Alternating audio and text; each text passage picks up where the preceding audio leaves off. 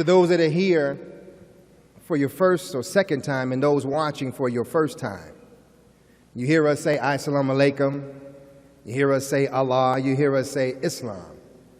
And many of us living in America, when we hear those terms, Western media has tried to vilify Islam, Allah, and the term Assalamu alaikum. But let's disabuse our minds of that. Assalamu alaikum means peace be unto you.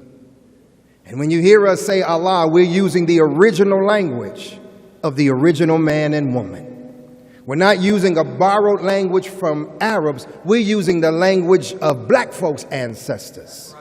That before we were brought here as slaves and forced to speak English, English is not your native tongue. You were beat, killed, and forced to speak this language, and they did not want you to know of your original language, so that now when you hear it, you think it's foreign to you, but it's not. It's foreign to them. It's native to you. So when we say Allah, we're saying force and power. We're using the Arabic word. Not different than if we were in Mexico, we might say Jesus Christos, Jesus Christ. So don't think that the Muslims believe in a different God than you believe. If you believe that there's one supreme being in power over all, then we share in God. We just might not speak the same language. So we got to put these barriers down. Don't let the New York Post, Chicago Tribune, LA Times define for you anymore your reality. And please take this note. Don't tell anybody, but them newspapers do lie. Brothers and sisters, please help me as I bring to the podium one of the students here in the class of the Honorable Minister Louis Farrakhan, representing us all across America and now even internationally. Please give a big warm round of applause for the Imam of the Nation of Islam, Imam Sultan Rahman Muhammad.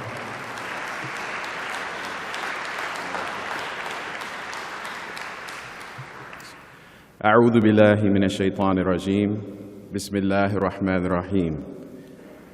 We greet you with the greeting words of peace and paradise. Assalamu alaikum.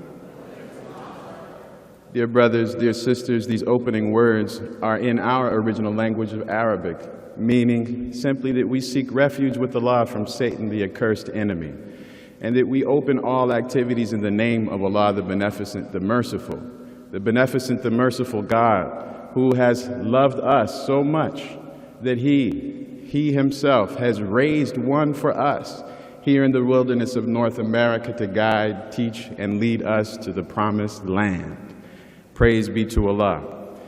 It is a blessing and honor to serve in this mission of the raising of a universal government of peace as a servant of the Honorable Minister Louis Farrakhan and as one who himself is on a journey. Praise be to Allah. As a young man, I was offered and afforded the privilege to make what we know now as the Hajj.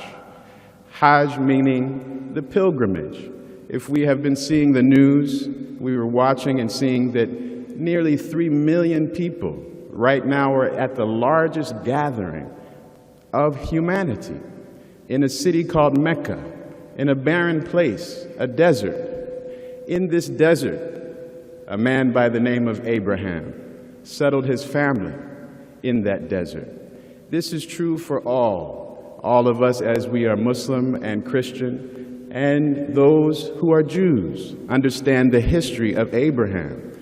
Today is the 9th day of that holy month. And on that 9th day, many thousands and hundreds of thousands gather together on what is known as Mount Arafah. This is a place where all are begging and pleading for Allah to protect their families, to bless their families, and to forgive them of all that they have done wrong, and to guide us into a universal government of peace. For every rite, every ritual of Islam, in it there is a meaning. We cannot be surface dwellers, brothers and sisters. We cannot dwell only on the ritual or rite itself. What does the rite point to? Tomorrow, we will be celebrating with the world of Islam what is known as Eid Al-Adha. This is known as the sacrifice or the festival of sacrifice. The festival of sacrifice represents the willingness of Abraham to sacrifice his very son for the cause of God, based on a vision, a dream that he had where he was to fulfill this promise. But instead of sacrificing his son, God himself placed in the stead of his son a ram. And that ram was sacrificed as a ransom for his son. Brothers and sisters, we have to ask ourselves, what is it that we will sacrifice for the establishment of the kingdom of heaven right here on earth? Allah God says in the Holy Quran in Surah 22, verse 37, "Not their flesh nor their blood reaches Allah." We have to read this, because when we start speaking about sacrifice, some of us go to the movie where we saw the dark cave and someone doing some type of sacrifice and some ritual that we don't understand. But Allah God gives us understanding of the rights of the Muslim, the rights of the righteous. We do not sacrifice for the blood of the animal. For Allah God says this, "Not their flesh nor their blood reaches Allah, but to Him is acceptable observance of duty on your part.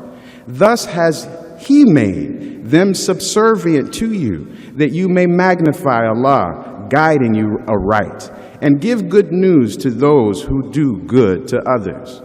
The Honorable Minister Louis Farrakhan has taught us that this sacrifice represents our willingness to sacrifice our animal selves, our lower nature, so that we can strive to the goal, which is to return to Allah.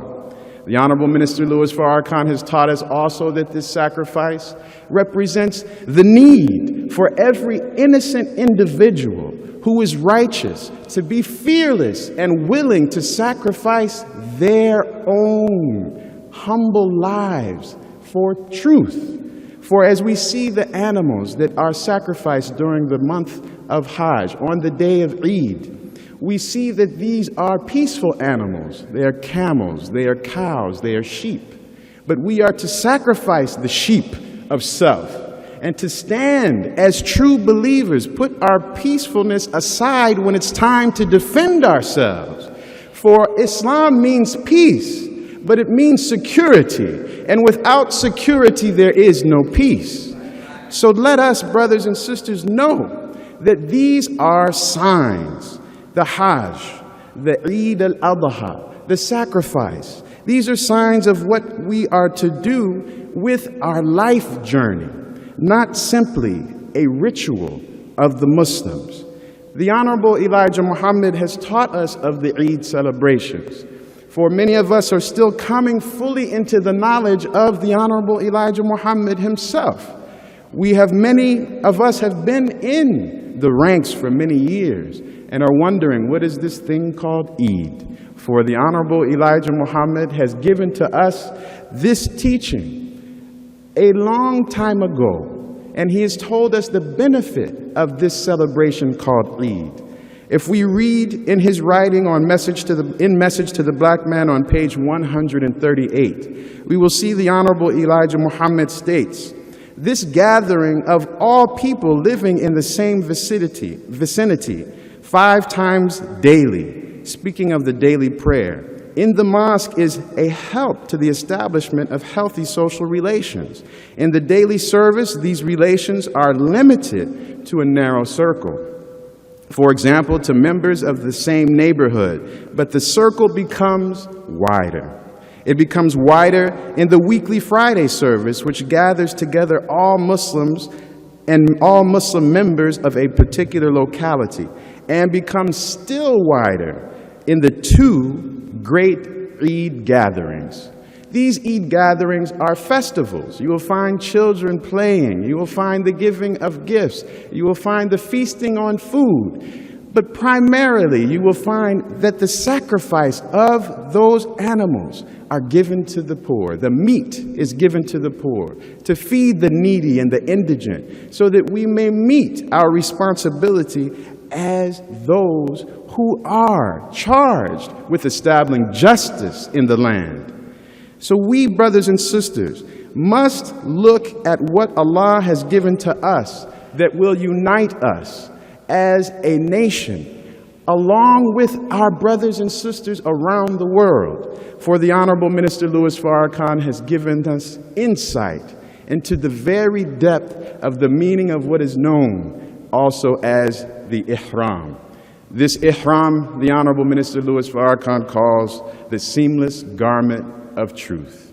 So let us, brothers and sisters, wrap ourselves in the seamless garment of truth, put down our differences of creed, nationality, color, and unite as one nation to establish the kingdom of Allah here on earth as it is represented in the Hajj.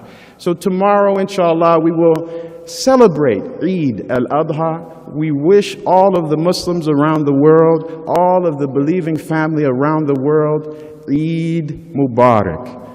May Allah bless us all. May Allah care for all of the Hajis that are returning. And may Allah bless us to one day meet that obligation. But we must first meet that obligation with ourselves in our journey through life, right here where we stand. I thank you for listening. We greet you with the greeting words of peace and paradise as we came. Assalamu alaikum.